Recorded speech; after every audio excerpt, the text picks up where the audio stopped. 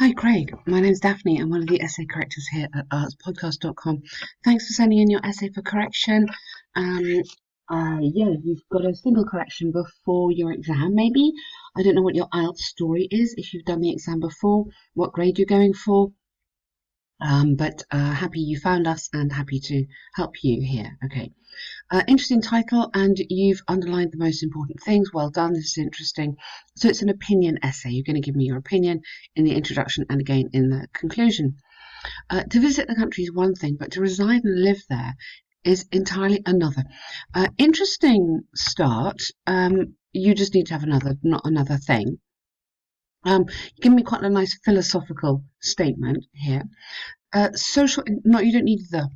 Uh, I would almost sort of continue this actually. I would say another is another, comma, because social integration and inclusion can indeed be a difficult obstacle to overcome. Um, and everyday tasks can be made much more challenging when one does not speak the native language. Okay, all right, that might be rather a long sentence. Then to stop there, then after another, and then carry on. That's lovely. Okay, good. I completely agree with this statement. Um, maybe not this statement, maybe this viewpoint. Um, it doesn't really matter, but I'd say maybe viewpoint, because statement is almost like the statement you've just made, and I think you mean this statement. So I would say the viewpoint. And rather than I will present my reasoning, I would prefer this essay will discuss the key issues using examples from Spain, um, just Spain, and you're talking about tax, aren't you? I'd just say Spain then. Okay, so you should have one general statement, then your opinion, and then this essay will present rather than I will present. Uh, to organize this better, I think you should have firstly and secondly, or on one hand, on the other hand, if you're going to change views, the coherence in here is a little bit, it just needs to be a little bit more precise, okay? Firstly, living in another country and not speaking the local language can bring about many social struggles for obvious reasons. Now, don't give me obvious reasons. It's your job to tell me what those reasons are. Okay, you might know them, I might know them, but you've got to assume the examiner doesn't. Okay, social struggles for many reasons. Then, okay, uh, don't put simply put. It's too informal. It is very difficult, or it may be. So rather than is, I prefer these modal verbs, which something like may, must, or could be. So it may be very difficult to build a true connection with locals uh, and to make long-lasting friendships. To make long-lasting friendships is an endeavour which only the persistent language learners will ever have the chance of attaining. Okay, is an achievement rather than endeavour. Endeavour is the effort you make. Achievement is the what you'd get the friendship afterwards. Okay, will only have the chance of attaining. Good. For example, when trying to connect with humour, we don't connect with humour, we understand humour or appreciate humour. So I would use appreciate humour, not appreciate wit, just appreciate humour. There's only so much one can express, while much of the wit is left on the table. Yes, your language is a little bit, I'm hesitating because it's a little bit flowery. It's almost a little bit too much. We don't say this, left on the table. Band 9 in IELTS is described as natural and sophisticated. Now, a lot of your vocabulary is sophisticated, absolutely lovely. But left on the table, we don't really say that. We say much of the missed is unappreciated or missed. Yeah? Or missed or misunderstood would be better. You have to be a bit careful getting the balance of this balance of natural is challenging. So I go misunderstood instead of that. Okay. The individual that you're trying to connect with will not really that you're trying to connect with will not really be able to fully grasp your sense of humour to the extent that you um okay. So after misunderstood, though go frequently it is said that the sense of that countries have their own individual sense of humour. Just something like that. I wouldn't put you in here. So this, I would just rework that sentence, okay, just to make it slightly more academic, slightly more, just give me a sort of fact about sense of humour rather than you in here. Furthermore, by eliminating the language aspect from the equation and only focusing on cultural ramifications, it is likely that one might run into some difficulties. Okay, so cultural ramifications, okay, but this is about without speaking a foreign language. Okay. For instance, something so simple as deciding what time to eat could have some friction. Okay, this is too chatty. Remember, this is an academic exam, so you have to really keep that in your head, academic, okay? We do an amazing online course. I don't know if you've had a look at what we have on our website. In the online course, we talk a lot about how to write in an academic way. So you may not, although you're writing beautifully, you may not have written that many kind of exam essays. In the exam essays, it's a slightly different style. So you need to have a distance between you and the examiner.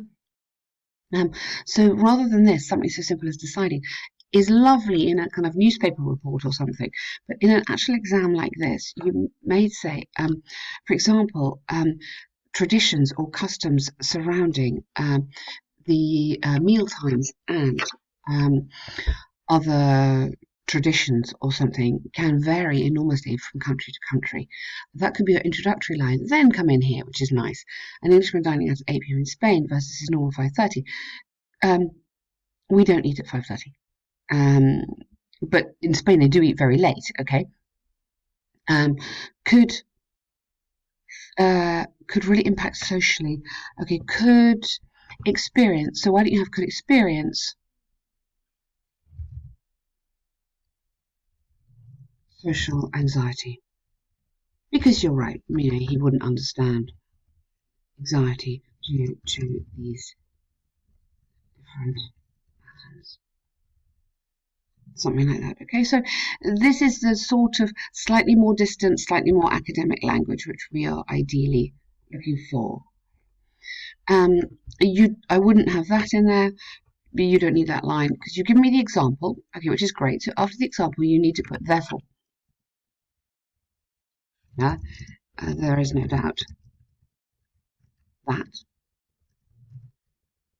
and then you want to sort of sum up the comments you've made here. It's very important to be, in order to be socially integrated, you need to understand the language. So secondly here,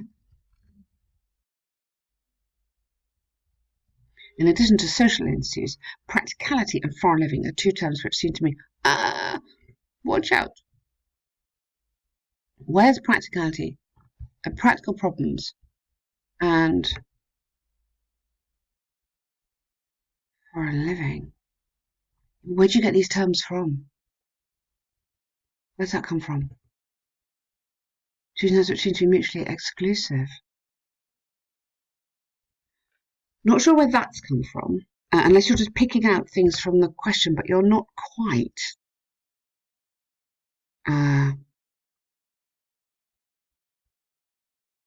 I'm hesitating here because I think you need to be careful about.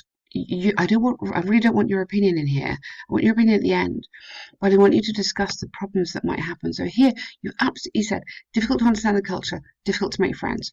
Here, what about if you're working or something like that? Yeah, you're saying about the tax. So let's carry on. Take ordering as something as simple as coffee, for example. So again, one must resort to and rely on body language and gesturing to relay such a basic question. Whereas, contrast this. Whereas, if one were in their own country and ordering the same coffee, the effort and anxiety would be non-existent compared to the former situation. I like this, but what I'm worried about here is this is a little bit. And I think it's the tone of it. I think it's the slightly non-academic language, and you need to make sure your paragraph for these IELTS exams is really precise. Okay, so you need to make a big statement. So communication is your topic here. So communication is difficult. So explain communication is difficult. Develop it. You could talk about if you literally have no language, then obviously you are going to have problems. And the problems could be as simple as ordering a coffee to filling out tax returns, that sort of thing. Then give me an example of it and then back up your example. So I think it's very important to understand the cohesion that is needed in these essays. So again, in the course, we do a lot of work on cohesion, which is organising a paragraph so the paragraph is really clear and really easy to understand. That is very, very important. 25% of the marks are for cohesion and coherence, so how the paragraph moves. Remedial jobs could indeed be more of annoyance, which of course I would strongly argue that bureaucratic tasks are those which might pose the most problems. So again, I don't want your opinion. You've got great ideas here, but you need to distance yourself from it.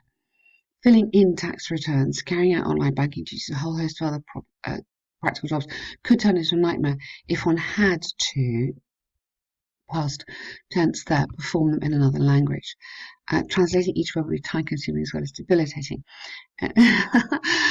um, you're writing so well, Craig. It's lovely, but this is my point. Okay, it's not the right tone for the IELTS exam, and so the issues I would have here is the coherence of the paragraph and the tone of the essay, which is great for a newspaper article, but not academic enough. The language is perfect, but it's just the way the sentences are constructed. Okay. In conclusion, although there have been advancements in helping visitors integrate into foreign societies, ultimately it's deniable that one will face practical and social trials that many, not one, many will face throughout their stays. You see, this is the kind of language we want. It's undeniable that is more formal, you can see, than this. Okay, I believe that this should be taken into consideration before. It's not before traveling, it's before relocating, isn't it, really? When you move somewhere, relocating provides as much as possible for what lies ahead. Good. That lovely conclusion. Well done. Okay. You've got some great stuff in here. So very nice essay. Have a look at the online course. I think that might help you depending on how long you have before your exam. You can work through it in 2 weeks. There's lots of corrections like this. There's lots of little video modules which help you with some key issues. So really how to present your arguments, how to organise the paragraphs, how to be really concise. I hope that might help you. Happy to offer you a discount on that and 2 free bonus essay corrections as well. Thanks, Craig.